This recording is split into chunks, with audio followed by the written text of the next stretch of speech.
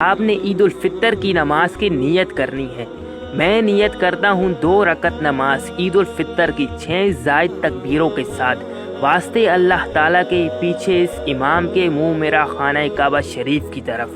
اب امام اللہ اکبر کہہ کر ہاتھ باندھ کر ثنا پڑھیں گے، تو آپ نے بھی یہ نیت کر کے اللہ اکبر کہہ کے ہاتھ باندھ کے ثنا پڑھنی ہے، اور ثنا پڑھنے کے بعد 6 زائد تکبیریں ہوں گی۔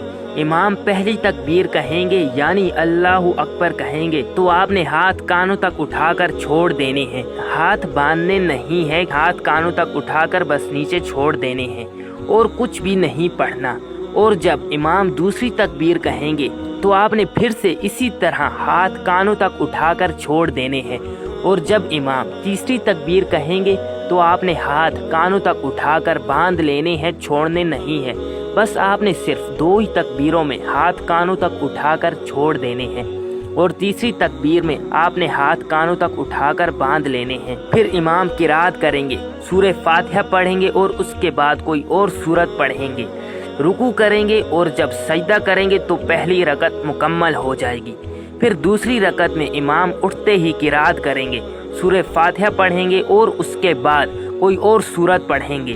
پھر اس کے بعد رکوع میں جانے سے پہلے پھر امام 3 زائد تکبیریں کہیں گے۔ آپ نے پھر سے پہلی تکبیر میں ہاتھ کانوں تک اٹھا کر چھوڑ دینے ہیں، اور دوسری تکبیر میں بھی ہاتھ کانوں تک اٹھا کر چھوڑ دینے ہیں، اور جب امام تیسری تکبیر کہیں گے تو آپ نے ہاتھ کانوں تک اٹھا کر چھوڑ دینے ہیں، ہاتھ باندھنے نہیں ہیں بلکہ کھلے چھوڑ دینے ہیں۔